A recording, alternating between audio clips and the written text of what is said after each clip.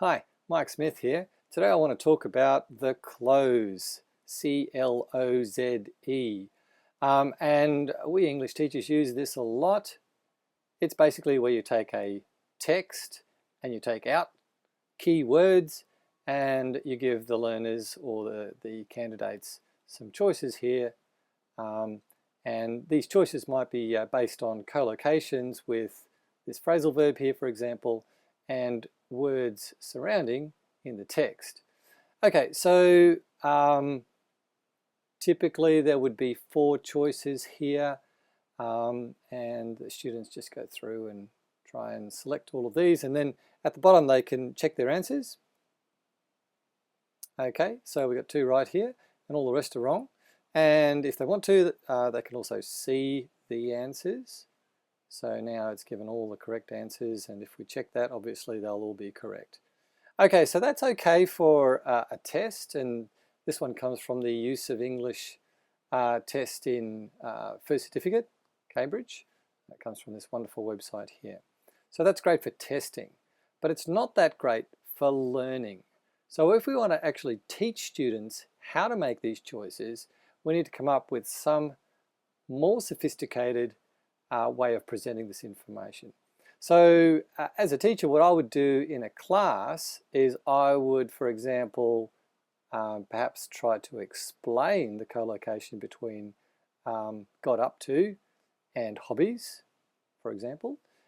Try to explain that tinker is more to do with modifying things and potter is more to do with just playing with things aimlessly.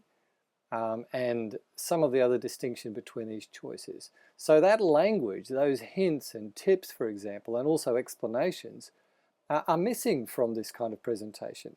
What we need is a web version of a cloze that has all that information. And that is also easy for teachers to produce. So I looked around for a couple of years, haven't found anything that I really liked, so I've made my own. And that's what I want to show you. Okay, so let's look at what we've got here, which is different from the previous version. It's the same text. I've just used the same text. And you can see that the keywords here are highlighted. I'll explain how that has happened in a moment. But I can, in fact, turn that highlight off. And I can also put some gaps there and then take the terms away. So I can create a printable gapped version of this text, for example. Yep. I can also toggle the options, the tinker, twinkle, meddle, potter options for this question 2 here, and the phrasal verbs up here for this question 1. I can change those, make them visible or not. And then also what I can do is I can actually toggle in the drop-down boxes so that students can interact with this and enter their answers. Okay, and in addition to that, we've got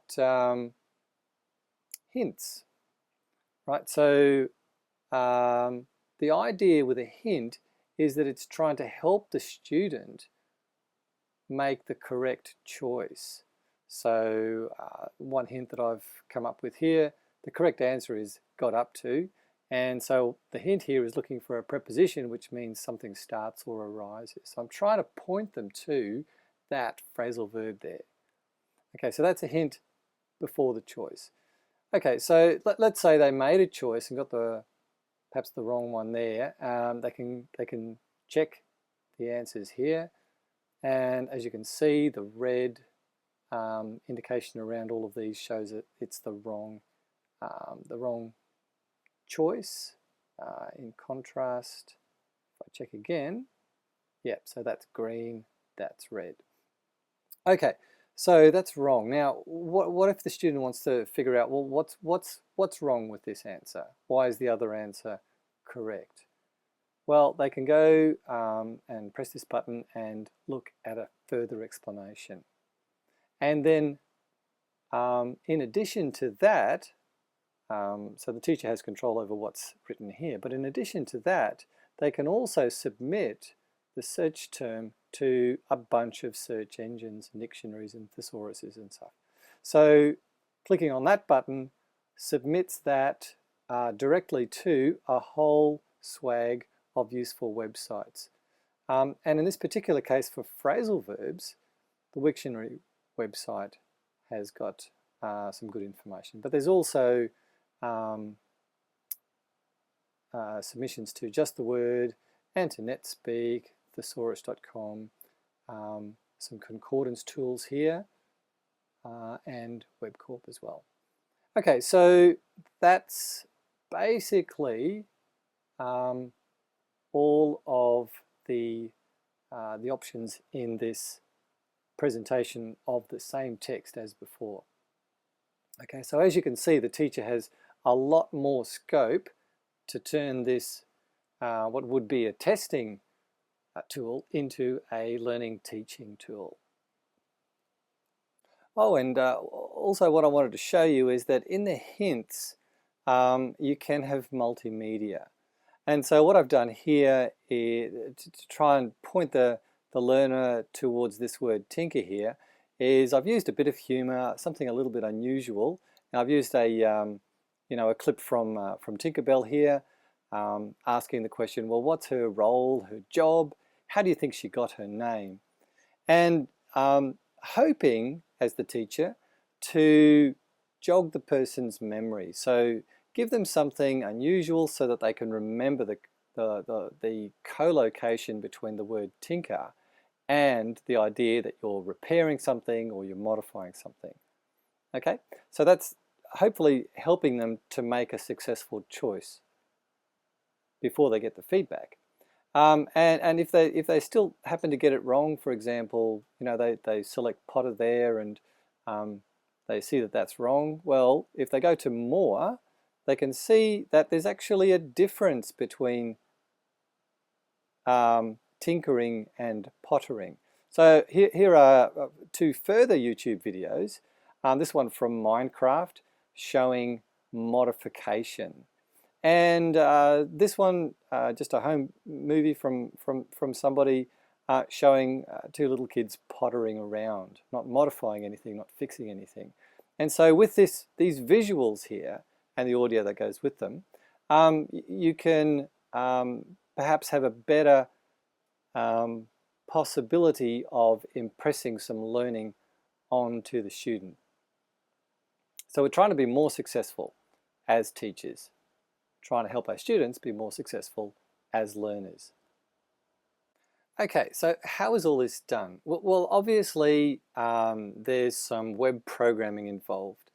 And the idea that I have as an English teacher and a web programmer is to try and bridge the gap between the technology and the teacher, so to speak. So what I try to do is design the web tools to be easy to use.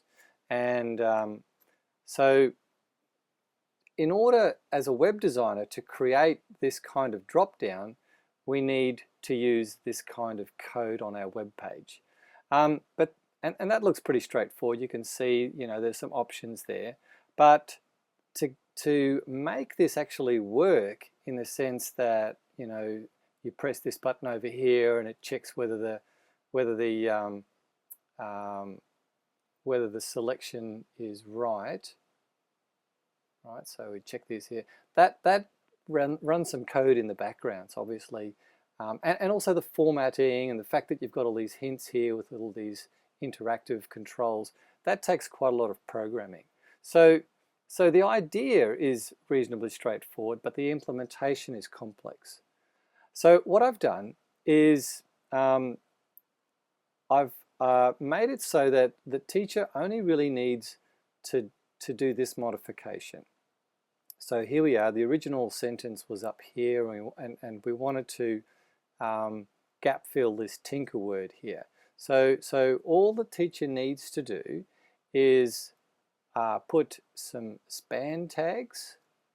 Okay, now, yeah, bit of technical talk, sorry about that, but this is about as technical as it gets. Wrap those around that word tinker that you want to turn into a gap. Give it this class here of a cloze so that the software knows that, oh yes, I want to turn that into a gap fill.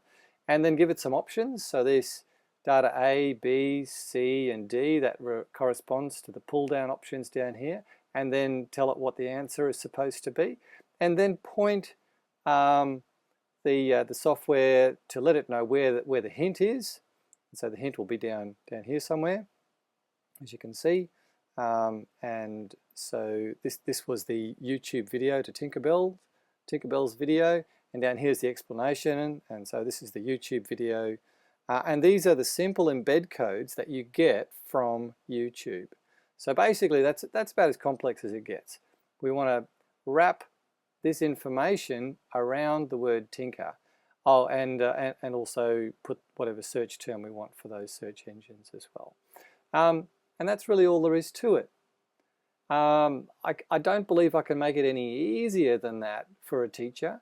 I know it's not a graphic user interface or a GUI, but doing it this way means that the answers and all of the options are encoded into the file, which means that there isn't an intermediate file for a program, for example. If you are comparing this to something like hot potatoes, what that does is you need to keep the source file, and then it outputs a production file to actually put up onto the web. Well, in this case, everything is contained into the one file. So if you want to modify an option, you modify it directly here. And the benefit of that is that this finished product here will run on a web server, but it will also just run on, as you can see up here, on a file system. In other words, it will run off portable storage. It doesn't need to be on a web host. And that is a design feature which I think is really important. Right, so the teacher does that throughout the text, and then the code runs in the background, and just to scare you, I'll show you what the code looks like. Yep, it's all this functions and JavaScript, buttons, and more functions, and some CSS here to control the appearance. And down here is the actual text with those tags attached to it. So, but as far as the teacher is concerned, they really only need to learn how to do that. Okay, and the reward is something that looks really nice, something that's pedagogically sound, something that works for the learner and is usable by the teacher. Just a final note, the appearance here is totally customizable. The buttons I've got up here are really only because this is a prototype development version. I probably wouldn't use all these buttons, but I did think that it would be useful to create from the same source file a web version, an interactive web version, but then also be able to toggle those questions out and put the gaps in instead, and possibly so you could copy that into a word processor and print that out, and you could have it as an unguided gap here, or you could have it as a printable version of a cloze with options visible here. So all of these features, and of course once this is done, then you can put it on a website or hand it out to your students, and then if you need to make changes you can do it very easily. As you get more ideas for better hints and tips, for example, you can go back and just edit one file, and then that gets promulgated to all of the places where you've hosted this file. Okay, so that's moving from that traditional cloze to something a little better. Thanks very much.